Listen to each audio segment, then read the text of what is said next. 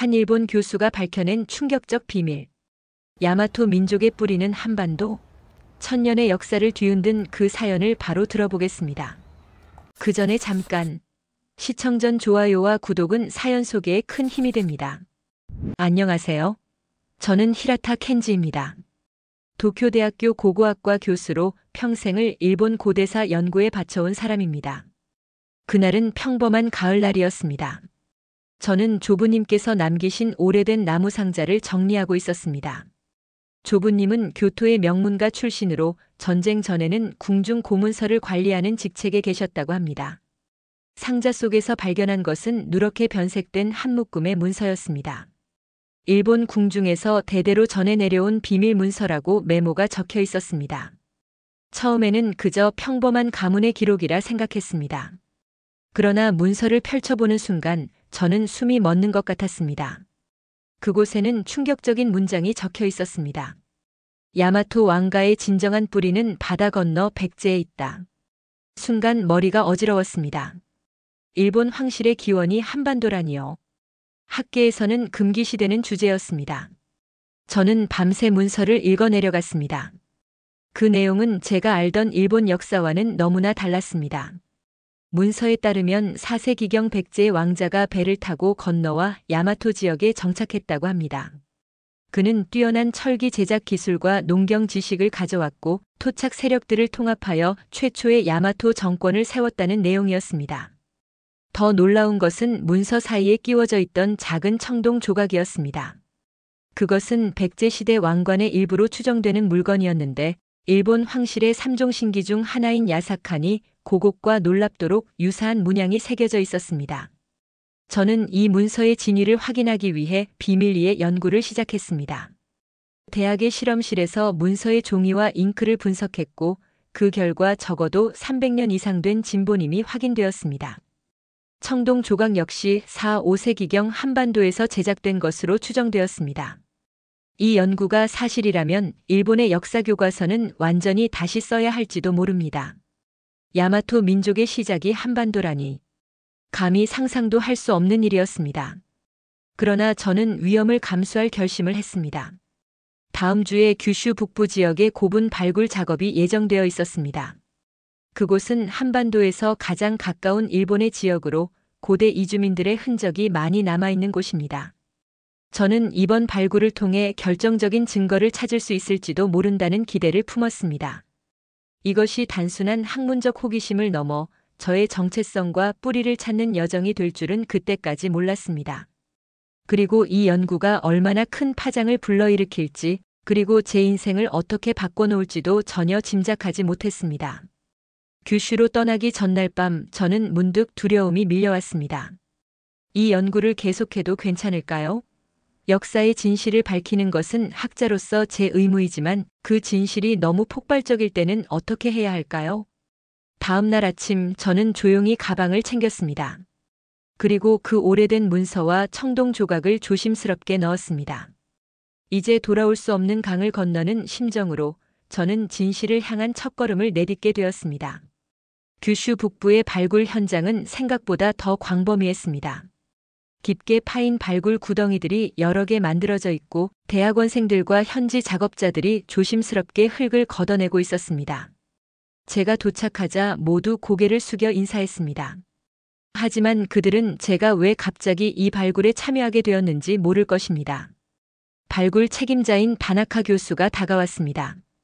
그는 제 오랜 동료로 일본 고대사에 관한 정통 이론을 고수하는 보수적인 학자였습니다.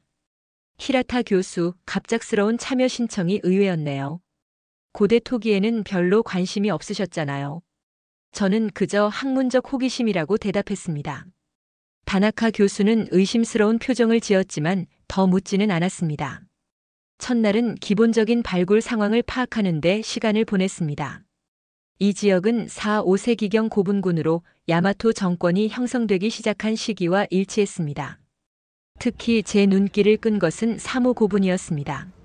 다른 고분들과 달리 이곳에서 발견된 유물들은 일본 전통 양식과 확연히 달랐습니다. 둘째 날 저는 사모 고분에 집중했습니다. 오전 내내 조심스럽게 발굴을 진행하다가 마침내 중요한 유물이 모습을 드러냈습니다. 청동으로 만든 거울이었는데 그 문양이 한반도 남부가야와 백제 지역에서 발견되는 것과 거의 동일했습니다.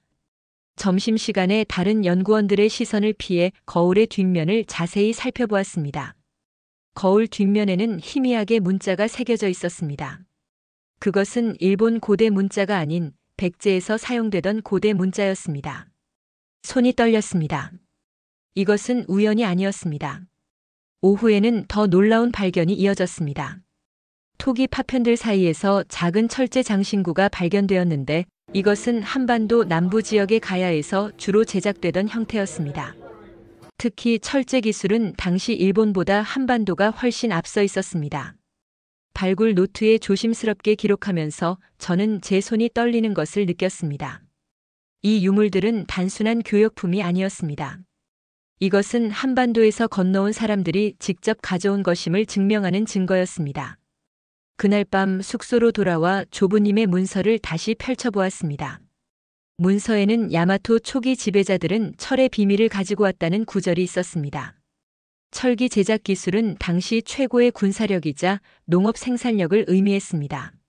한반도 특히 가야 지역은 철의 왕국으로 불렸고 그들의 기술이 일본으로 전해졌다는 것은 충분히 가능한 일이었습니다. 셋째 날 저는 더 깊은 층까지 발굴을 진행했습니다. 그리고 마침내 결정적인 증거를 발견했습니다. 무덤의 가장 깊은 곳에서 발견된 인골 주변에는 백제 왕족들이 사용하던 것과 유사한 장신구들이 놓여 있었습니다. 그 중에서도 가장 놀라운 것은 작은 금관 조각이었습니다. 그 문양은 제가 조부님의 문서 사이에서 발견한 청동 조각과 놀랍도록 유사했습니다. 다나카 교수가 발굴 현장에 다가와 제 발견물을 보더니 갑자기 표정이 굳어졌습니다. 그는 잠시 침묵하다가 저에게 따로 이야기하자고 했습니다. 히라타 교수, 이 유물들의 보고서는 잠시 보류합시다. 좀 더 신중한 검토가 필요합니다. 그의 눈빛에서 경계심을 읽을 수 있었습니다. 그는 무언가를 숨기고 있었습니다. 혹은 무언가를 두려워하고 있었습니다. 숙소로 돌아온 저는 밤새 발견한 유물들의 사진을 검토했습니다. 제 마음속에는 확신이 자라고 있었습니다. 야마토 문명의 핵심은 한반도에서 왔다는 확신이었습니다. 하지만 이 사실을 어떻게 증명할 수 있을까요? 더 결정적인 증거가 필요했습니다. 다음 단계로 한국을 직접 방문해야겠다고 결심했습니다. 규슈에서 발견한 유물들과 직접 비교할 수 있는 한반도의 유적지를 찾아야 했습니다. 특히 백제의 옛 도읍이었던 공주와 부여, 그리고 가야의 중심지였던 김해를 방문할 계획을 세웠습니다. 창밖으로 보이는 어두운 바다 너머 한반도가 있는 방향을 바라보며 생각했습니다. 바다 건너 그곳에 내 뿌리의 진실이 있을지도 모른다는 생각에 가슴이 뛰었습니다. 인천공항에 도착하자 한반도의 차가운 봄바람이 저를 맞이했습니다. 규슈 발굴 현장을 떠나올 때 다나카 교수는 의아한 표정을 지었지만 저는 개인적인 연구를 위한 짧은 휴가라고만 설명했습니다. 사실 이 여정은 제 학문적 경력뿐 아니라 인생 전체를 바꿀 수도 있는 중대한 행보였습니다. 서울에서 하룻밤을 보낸 후 저는 바로 백제의 옛 수도였던 공주로 향했습니다. 공주 박물관에 들어서자 웅장한 무령왕릉 유물들이 제 눈앞에 펼쳐졌습니다. 무령왕은 6세기 백제의 왕으로 일본과 긴밀한 관계를 맺었다고 알려진 인물입니다. 무령왕릉에서 출토된 금관과 장신구들을 살펴보며 충격을 받았습니다. 규슈 3호 고분에서 발견한 금관 조각의 문양이 이곳의 것과 거의 일치했기 때문입니다. 단순한 유사성이 아니라 제작 기법과 세부 장식까지 놀랍도록 같았습니다. 박물관 연구실에서 만난 박민수 교수는 백제사 전문가였습니다. 그에게 제 연구와 발견에 대해 조심스럽게 이야기했습니다. 흥미롭군요, 히라타 교수님. 사실 학계에서는 오래전부터 백제와 외의 관계에 대한 연구가 진행되어 왔습니다. 박 교수는 서가에서 오래된 자료를 꺼내 보여주었습니다. 그것은 백제 왕족의 계보와 관련된 문서였습니다. 그 중에는 천응신왕이라는 이름이 적혀 있었습니다. 이 천응신왕이 누군지 아십니까? 저는 고개를 저었습니다. 박 교수는 미소를 지으며 말을 이었습니다. 이 인물은 백제 무령왕의 아들이었다고 전해집니다. 그런데 흥미로운 것은 일본 고대 문헌인 일본 서기에 따르면 백제에서 도래한 왕자가 야마토 지역에 정착했다는 기록이 있다는 점입니다. 가슴이 쿵쾅거렸습니다. 이것은 제가 찾던 연결고리였습니다. 박 교수는 더 놀라운 자료를 보여주었습니다. 백제시대 토기와 일본 규슈 지역 토기의 비교 사진이었습니다. 제작 기법과 문양이 거의 동일했습니다. 다음 날 저는 가야의 중심지였던 기메로 이동했습니다. 가야는 철의 왕국으로 불렸던 고대 국가였습니다. 김해 대성동 고분군을 방문하며 가야의 철기 문화가 얼마나 발달했는지 직접 확인할 수 있었습니다. 김해 박물관에서 전시된 가야의 철제, 갑옷과 무기들은 당시 동아시아에서 가장 선진적인 기술을 보여주고 있었습니다. 특히 주목할 만한 점은 일본 초기 야마토 시대의 무기와 갑옷이 이 가야의 것과 거의 동일하다는 점이었습니다. 박물관의 이영수 학예사는 가야와 일본의 관계에 대한 새로운 연구 결과를 알려주었습니다. 최근 유전자 연구에 따르면 현대 일본인, 특히 서일본 지역 주민들의 DNA가 한반도 남부 주민들과 상당한 유사성을 보입니다. 이는 대규모 이주가 있었음을 시사하지요. 저는 그날 밤 호텔 방에서 수집한 자료들을 정리하며 깊은 생각에 잠겼습니다. 지금까지의 발견은 제 예상을 훨씬 뛰어넘는 것이었습니다. 단순한 문화적 영향이나 교류가 아니라 실제로 한반도에서 건너간 사람들이 야마토 문명의 핵심을 형성했다는 증거들이 속속 등장하고 있었습니다. 다음 날 아침 경주로 이동하기 전에 호텔 로비에서 일본에서 온 이메일을 확인했습니다. 다나카 교수였습니다. 히라타 교수, 당신의 연구 방향이 우려됩니다. 귀국 후 즉시 학과장과의 면담이 예정되어 있음을 알려드립니다. 불안감이 스쳤지만 이미 돌아갈 수 없는 강을 건넌 상태였습니다. 경주로 향하는 버스 안에서 저는 다음 단계를 계획했습니다. 이제 필요한 것은 결정적인 증거, 즉 DNA 분석이었습니다. 경주의 신라 왕릉을 바라보며 고대 동아시아의 역사가 우리가 알고 있던 것보다 훨씬 더 복잡하게 얽혀 있다는 생각이 들었습니다. 그리고 그 복잡한 실타래의 한가운데에 한반도가 있었습니다. 일본으로 돌아오는 비행기 안에서 저는 한국에서 수집한 자료들을 다시 검토했습니다. 공주와 김해, 경주에서 본 유물들은 규슈 발굴 현장의 것들과 놀라울 정도로 일치했습니다. 하지만 학계를 설득하기 위해서는 더 확실한 증거가 필요했습니다. 역사적 기록과 고고학적 유물은 여러 해석이 가능하지만 DNA는 거짓말을 하지 않습니다. 도쿄에 도착한 다음 날 예상대로 학과장과의 불편한 면담이 있었습니다. 그는 제 연구 방향에 대한 우려를 표명했고 특히 한국 방문이 공식 승인 없이 이루어졌다는 점을 지적했습니다. 히라타 교수, 당신의 행동은 우리 대학의 명예를 위험에 빠뜨릴 수 있습니다. 특히 민감한 역사 문제와 관련된 연구는 더욱 신중해야 합니다. 저는 순수한 학문적 호기심에서 비롯된 연구임을 강조했지만 학과장의 경고는 분명했습니다. 그는 제 연구 결과를 공개적으로 발표하기 전에 반드시 학과 내부 검토를 거치라고 지시했습니다. 하지만 저는 이미 다음 단계를 계획하고 있었습니다. 대학의 유전학 연구소에서 일하는 오랜 친구 사토 교수를 찾아갔습니다. 그는 고대 인류 DNA 분석 분야의 전문가였습니다. 도쿄대학 유전학 연구소는 첨단 장비들로 가득 찬 현대적인 건물이었습니다. 사토 교수는 제 이야기를 진지하게 들었습니다. 저는 규슈 3호 고분에서 발견된 인골 샘플과 관련된 연구를 도와달라고 부탁했습니다. 위험한 도전이군요, 히라타. 하지만 학문적으로는 매우 흥미로운 주제입니다. 사토 교수는 자신이 가진 데이터베이스를 보여주었습니다. 놀랍게도 그는 이미 한반도 남부 지역의 고대 인골 DNA 데이터를 보유하고 있었습니다. 국제 학술 교류를 통해 입수한 자료였습니다. 분석은 2주가 걸렸습니다. 그 기간 동안 저는 표면적으로는 일상적인 교수 업무를 수행하며 의심을 피했습니다. 마침내 사토 교수로부터 연락이 왔을 때 그의 목소리에서 흥분이 느껴졌습니다. 연구소의 비밀 실험실에서 사토 교수는 컴퓨터 화면에 DNA 분석 결과를 띄웠습니다. 결과는 충격적이었습니다. 규슈 3호 고분의 인골 DNA는 현대 일본인보다 현대 한국인의 DNA와 더 높은 일치율을 보였습니다. 특히 미토콘드리아 DNA 분석 결과 목의 혈통이 한반도 남부 지역과 강한 연관성을 보였습니다. 이 결과만으로는 단정할 수 없지만 통계적으로 매우 유의미한 상관관계입니다. 규슈 3호 고분의 주인공은 높은 확률로 한반도 출신이었거나 한반도 혈통을 가진 사람이었을 가능성이 높습니다. 더 놀라운 것은 사토 교수가 추가로 보여준 자료였습니다. 그는 일본 전역의 고대 인골 DNA 데이터를 분석한 결과를 가지고 있었습니다. 서일본, 특히 규슈와 간사이 지역의 고분에서 발견된 인골들은 동일본 지역보다 한반도 DNA와의 연관성이 훨씬 높았습니다. 이런 패턴은 우연으로 설명하기 어렵습니다. 역사적으로 대규모 이주가 있었다는 가설이 더 설득력 있어 보입니다. DNA 결과를 들고 연구실로 돌아온 저는 조부님의 문서와 발굴 자료, 한국에서 수집한 정보들을 종합해 보았습니다.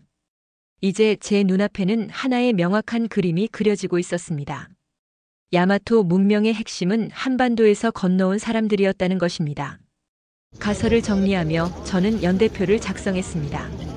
기원전 300년경부터 시작된 야요이 시대의 한반도 이주민들, 그리고 4, 5세기 백제와 가야에서 건너온 지배층의 이주까지. 이들은 일본 열도의 선진 문물을 전파했고 결국 야마토 정권의 중심이 되었습니다. 연구 결과를 어떻게 발표할지 고민하던 중 갑자기 연구실 문이 열렸습니다. 대학 보안실 직원들이었습니다. 그들은 학과장의 지시로 제 연구 자료를 모두 압수한다고 말했습니다. 저는 순간 당황했지만 이미 중요한 자료들은 복사해 두었고 DNA 분석 결과는 이메일로 받아둔 상태였습니다. 그날 밤 저는 중대한 결정을 내려야 했습니다. 대학의 압력에 굴복하고 연구를 중단할 것인가, 아니면 진실을 위해 싸울 것인가. 압수된 자료 문제를 어떻게 해결할지 고민하던 중 저는 문득 새로운 접근법을 떠올렸습니다. 고고학적 증거와 DNA 증거는 강력하지만 또 다른 측면에서 야마토 민족의 뿌리를 증명할 방법이 있었습니다. 바로 언어학적 접근이었습니다.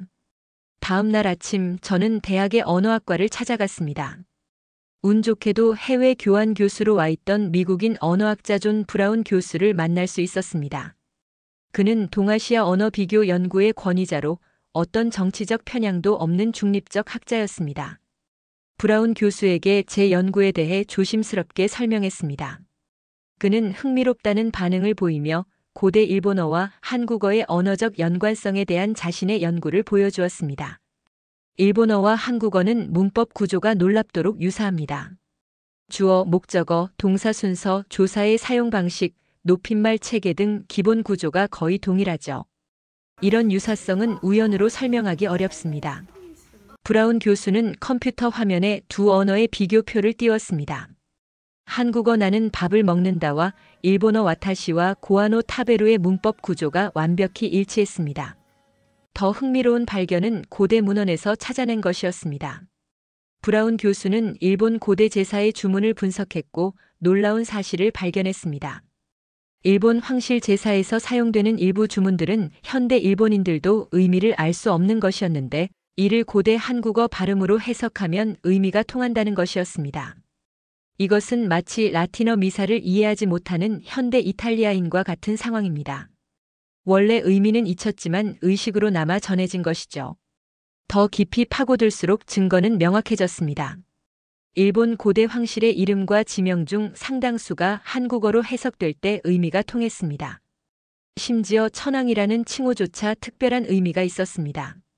브라운 교수와 함께 밤늦게까지 연구를 진행하던 중 우리는 고대 일본 문헌인 고사기와 일본 서기에 기록된 노래들을 분석했습니다. 그 결과 일부 노래들은 고대 한국어 운율 체계와 일치한다는 사실을 발견했습니다. 언어는 거짓말을 하지 않습니다. 이런 깊은 구조적 유사성은 단순한 문화 교류가 아니라 같은 언어적 뿌리를 공유했다는 증거입니다. 브라운 교수의 말에 저는 깊이 공감했습니다. 이제 세 가지 증거인 고고학적 유물, DNA 분석, 그리고 언어학적 증거가 모두가 같은 방향을 가리키고 있었습니다. 야마토 민족의 핵심은 한반도에서 건너온 사람들이었고 그들이 가져온 문화와 기술이 일본 문명의 기초가 되었다는 것입니다. 연구실로 돌아와 모든 자료를 정리하며 저는 큰 그림을 그릴 수 있었습니다. 기원전 300년경부터 시작된 야요이 시대의 이주민들이 벼농사와 청동기 문화를 가져왔고 이후 4, 5세기 백제와 가야의 선진 문물과 철기 기술이 전해졌습니다. 그리고 이들이 결합하여 야마토 문명의 토대를 형성했던 것입니다. 언어학적 증거를 추가하여 보고서를 완성하던 밤 갑자기 연구실 전화가 울렸습니다. 학과장이었습니다. 그는 무거운 목소리로 말했습니다. 히라타 교수, 내일 아침 9시에 이사회가 소집되었습니다. 당신의 연구에 대한 논의가 있을 예정입니다. 전화를 끊고 창밖을 바라보았습니다.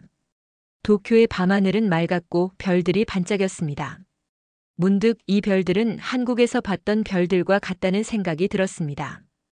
바다를 사이에 두고 있지만 같은 하늘 아래 있는 두 나라. 그 뿌리가 같다는 사실이 이제는 부정할 수 없는 진실로 다가왔습니다. 내일의 이사회가 어떤 결과를 가져올지 알 수 없었지만 한 가지는 확실했습니다. 저는 이미 진실을 알아버렸고 그 진실은 제 안에서 살아 숨쉬고 있었습니다. 이사회 회의실은 무거운 침묵으로 가득했습니다. 긴 타원형 테이블 주위로 학과장과 대학 이사들이 앉아 있었고 저는 그들 앞에 홀로 서 있었습니다. 창문을 통해 들어오는 아침 햇살이 테이블 위에 놓인 제 연구 자료들을 비추고 있었습니다. 학과장이 먼저 입을 열었습니다. 그는 제 연구가 학문적 엄밀성이 부족하고 정치적으로 민감한 주제를 다루고 있다고 지적했습니다. 특히 한국 방문과 DNA 샘플 분석이 대학의 공식 절차를 거치지 않았다는 점을 강조했습니다. 이 연구는 현 단계에서 중단되어야 합니다. 추가 검증 없이 발표될 경우 대학의 명성에 심각한 타격을 줄 수 있습니다. 이사들 중 한 명이 제 보고서를 넘겨보며 질문했습니다. 이 모든 증거들이 사실이라 해도 왜 지금 이 시점에서 이런 연구를 진행하는지 이해하기 어렵습니다. 이런 주제는 한일 관계에 불필요한 혼란을 가져올 뿐입니다. 저는 침착하게 제 입장을 설명했습니다. 이것은 순수한 학문적 탐구이며 역사적 진실을 밝히는 것이 학자로서의 의무라고 강조했습니다. 그러나 이사회의 결정은 이미 내려진 듯 했습니다. 제 연구는 추가 검증이 필요하다는 명목 하에 사실상 중단되었고 당분간 어떤 발표도 금지되었습니다. 연구실로 돌아오는 길 캠퍼스의 벚꽃들이 흩날리고 있었습니다. 아름다운 광경이었지만 마음은 무거웠습니다. 모든 것이 물거품이 된 것 같았습니다. 그날 저녁 연구실 정리를 하던 중 우연히 조부님의 오래된 앨범을 발견했습니다. 그 안에는 제가 한 번도 본 적 없는 사진들이 있었습니다. 조부님이 젊은 시절 교토의 한 귀족 가문에서 일하던 모습, 그리고 놀랍게도 한국인처럼 보이는 노인과 함께 찍은 사진이 있었습니다. 사진 뒷면에는 희미한 글씨로 메모가 적혀 있었습니다. 김 선생님과 함께 1935년. 이름 아래에는 작은 글씨로 내 진정한 스승이라고 적혀 있었습니다. 갑자기 모든 것이 연결되는 느낌이 들었습니다. 조부님께서 궁중 고문서를 관리하는 직책에 계셨다는 것, 그리고 제게 남기신 비밀 문서들. 이것은 단순한 우연이 아니었습니다. 조부님께서도 이미 이 비밀을 알고 계셨던 것입니다. 더 깊이 파고들기로 결심했습니다. 가족 기록을 조사하기 위해 교토의 옛 가족집을 방문했습니다. 할머니가 돌아가신 후 거의 방문하지 않았던 그곳에는 오래된 가족 문서들이 보관되어 있었습니다. 먼지 쌓인 다락방에서 발견한 것은 충격적이었습니다. 조부님의 비밀 일기장이었습니다. 그 안에는 조부님께서 실제로 한국인 혈통을 가지고 있다는 고백이 적혀 있었습니다.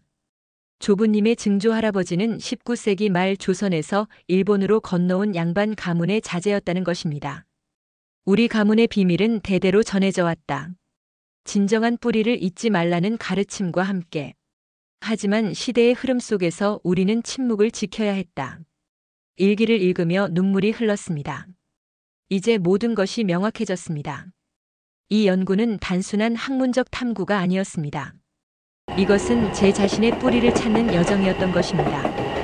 교토에서 도쿄로 돌아오는 기차 안에서 저는 중대한 결정을 내렸습니다. 대학이 제 연구를 억압한다면 다른 방법을 찾을 것입니다. 브라운 교수와 사토 교수에게 연락해 비공식적으로 연구를 계속하기로 했습니다. 연구실 컴퓨터에서 모든 자료를 개인 장치로 옮기던 중 누군가 문을 두드렸습니다. 문을 열자 의외의 인물이 서 있었습니다. 이마무라 교수, 일본 고대사 연구의 대가이자 보수적 역사관으로 유명한 원로 학자였습니다. 들어가도 되겠소, 히라타 교수? 그의 방문이 의미하는 바가 무엇인지 저는 알 수 없었습니다. 그러나 그의 눈빛에서 단순한 비난이나 경고가 아닌 다른 무언가를 느낄 수 있었습니다. 이마무라 교수는 연구실로 들어와 조용히 문을 닫았습니다. 80대 후반의 노학자였지만 그의 눈빛은 여전히 날카로웠습니다. 그는 제 책상 위에 놓인 자료들을 슬쩍 훑어보더니 가방에서 낡은 가죽 서류 봉투를 꺼냈습니다. 이것을 당신에게 주러 왔소. 봉투 안에는 오래된 문서들이 들어 있었습니다. 1960년대에 작성된 것으로 보이는 연구 노트였습니다. 놀랍게도 그것은 이마무라 교수 자신의 초기 연구 기록이었습니다. 그 내용은 충격적이었습니다. 젊은 시절의 이마무라 교수도 저와 비슷한 가설을 연구하고 있었던 것입니다. 50년 전 나도 당신과 같은 길을 걸었소. 야마토 민족의 기원에 관한 진실을 찾으려 했지. 하지만 당시 학계의 압력과 사회적 분위기 때문에 연구를 중단할 수밖에 없었소. 이마무라 교수는 제 연구에 대해 이미 상당 부분 알고 있었습니다. 그는 학계의 원로로서 이사회의 결정에도 관여했지만 내심 제 연구에 관심을 가지고 있었던 것입니다. 시대가 달라졌소. 이제는 진실을 밝힐 때가 되었을지도 모르오. 그는 떠나기 전 마지막으로 한 가지 조언을 남겼습니다. 나라 지역의 오래된 사찰에 보관된 고문서를 확인해 보라는 것이었습니다. 그곳에는 야마토 왕조 초기에 관한 기록이 공식 역사서에 기록되지 않은 형태로 남아있을 수 있다고 했습니다. 다음 날 저는 나라로 향했습니다. 호류지 사찰의 보물 창고에는 7, 8세기 문서들이 보관되어 있었습니다. 특별 허가를 받아 자료를 검토하던 중 우연히 흥미로운 기록을 발견했습니다. 사찰을 창건한 쇼토쿠 태자에 관한 기록이었는데 그가 백제의 지혜를 받들어 나라를 세웠다는 구절이 있었습니다. 더 놀라운 것은 사찰 창고의 구석에서 발견한 작은 목판이었습니다. 그것은 일본 황실의 계보를 담고 있었는데 공식 기록과는 다른 내용이었습니다. 초기 몇 대 천황들의 이름 옆에는 작은 글씨로 백제왕 후예라는 메모가 적혀 있었습니다. 이 발견에 흥분해 연구에 몰두하던 중 갑자기 휴대폰이 울렸습니다. 브라운 교수였습니다. 그의 목소리는 흥분으로 가득했습니다. 중요한 발견을 했습니다. 고대 일본어의 특정 발음 체계가 현대 일본어와는 다르게 고대 한국어와 거의 일치한다는 증거를 찾았습니다. 특히 신도 의식에서 사용되는 주문들이 그렇습니다. 모든 퍼즐 조각이 맞춰지고 있었습니다. 고고학적 증거, DNA 분석, 언어학적 연구, 그리고 이제 역사적 문헌까지. 모든 증거가 같은 결론을 가리키고 있었습니다. 도쿄로 돌아오는 길에 교토에 들러 조부님의 옛집을 다시 방문했습니다. 이번에는 다락방 구석구석을 더 자세히 살폈습니다. 오래된 벽장 뒤에 숨겨진 작은 공간을 발견했고 그곳에서 봉인된 상자 하나를 찾아냈습니다. 상자 안에는 조부님의 일기장과 함께 낡은 가족 사진첩이 있었습니다. 그 안에서 가장 충격적인 사진을 발견했습니다. 1920년대로 보이는 사진 속에는 제 증조할아버지로 보이는 남성이 한복을 입은 채 한국인 가족들과 함께 있었습니다. 사진 뒷면에는 한글로 무언가 적혀 있었습니다. 일기장의 마지막 페이지에는 조부님의 유언과도 같은 글이 적혀 있었습니다. 우리 가문은 본래 백제의 귀족 가문이었다. 시대의 흐름 속에서 우리는 일본인으로 살아왔지만 그 사실을 잊지 말고 언젠가 우리의 진정한 역사를 밝혀내라. 한반도와 일본은 원래 하나의 문화권이었으며 우리의 피는 하나였다. 이것은 부끄러운 일이 아니라 자랑스러운 우리의 역사이다. 눈물이 흘렀습니다. 이제 모든 것이 명확해졌습니다. 처음부터 이 연구는 단순한 학문적 호기심이 아니었습니다. 이것은 제 자신의 정체성, 제 뿌리를 찾는 여정이었던 것입니다. 도쿄로 돌아와 집에 도착했을 때 이미 늦은 밤이었습니다. 거실 테이블 위에는 대학에서 온 공문이 놓여 있었습니다. 제 연구 프로젝트가 공식적으로 중단되었다는 통보였습니다. 더 나아가 한 학기 동안의 강제 휴직을 명령하는 내용이었습니다. 그러나 이제 저는 두렵지 않았습니다. 진실은 이미 제 안에 있었고 그 진실은 언젠가 반드시 세상에 알려질 것이었습니다. 휴직 기간은 오히려 더 깊이 연구할 수 있는 기회가 될 것입니다. 서재에 앉아 조부님의 일기장을 다시 펼쳤습니다. 이제 무엇을 해야 할지 알 것 같았습니다. 휴직 명령은 오히려 저에게 자유를 주었습니다. 대학의 압력에서 벗어나 연구에 전념할 수 있게 된 것입니다. 첫 번째 결정은 모든 발견과 증거를 체계적으로 정리하는 일이었습니다. 조부님의 문서, 발굴 유물 사진, DNA 분석 결과, 언어학적 증거, 그리고 역사적 문헌들을 하나로 모았습니다. 그리고 두 번째 중요한 결정을 내렸습니다. 공식적인 학술지가 아닌 개인적인 기록의 형태로 모든 연구 결과를 담은 책자를 만들기로 한 것입니다. 잃어버린 뿌리 야마토와 한반도라는 제목의 이 책자는 학문적 엄밀성을 유지하면서도 쉽게 읽을 수 있는 형태로 구성했습니다. 첫 인쇄본 50부를 만들어 가족과 믿을 수 있는 친구들, 그리고 브라운 교수와 사토 교수 같은 동료 연구자들에게 배포했습니다. 공식적인 출판이 아니었기에 대학의 제재를 피할 수 있었습니다. 예상치 못한 반응이 찾아왔습니다. 책자를 읽은 사람들로부터 메시지가 쇄도한 것입니다. 특히 놀라웠던 것은 저와 비슷한 경험을 한 사람들의 이야기였습니다. 그들 중 일부는 자신의 가족이 한반도에서 건너왔다는 이야기를 대대로 전해 들었지만 사회적 분위기 때문에 침묵해왔다고 털어놓았습니다. 대학의 강제 휴직 기간이 끝나가던 무렵 한 통의 편지가 도착했습니다. 발신인은 나라 지역의 고문서를 연구하는 역사학자였습니다. 그는 제가 찾지 못한 또 다른 문서를 발견했다며 만남을 요청했습니다. 교토의 조용한 찻집에서 그를 만났습니다. 그가 보여준 것은 7세기 초반 쇼토쿠 태자 시대의 문서 사본이었습니다. 그 안에는 당시 일본 지배층이 백제에서 온 스승들에게 문자와 불교 그리고 국가 운영 체계를 배웠다는 내용이 상세히 기록되어 있었습니다. 이 문서는 일본 역사에서 한반도의 영향이 얼마나 컸는지 보여주는 명확한 증거입니다. 하지만 지금까지 주목받지 못했죠. 그의 말에 깊이 공감했습니다. 역사는 때로 정치적 이유로 편향되게 해석되거나 불편한 진실은 무시되곤 했습니다. 하지만 진실은 언젠가 반드시 드러나게 마련입니다. 휴직에서 복귀한 후 대학에서의 제 위치는 미묘하게 달라져 있었습니다. 예전처럼 주요 프로젝트를 맡지 못했고 동료들의 시선도 조심스러웠습니다. 하지만 이제 저는 더 중요한 사명이 있다는 것을 알고 있었습니다. 제 연구는 작은 물결처럼 조용히 퍼져나갔습니다. 책자를 읽은 사람들이 다시 다른 이들에게 전달하는 형태로 느리지만 확실하게 영향력을 넓혀갔습니다. 가장 기뻤던 것은 제 조카 다이스케가 한국어를 배우기 시작했다는 소식이었습니다. 삼촌의 책을 읽고 우리 가족의 뿌리에 관심이 생겼어요.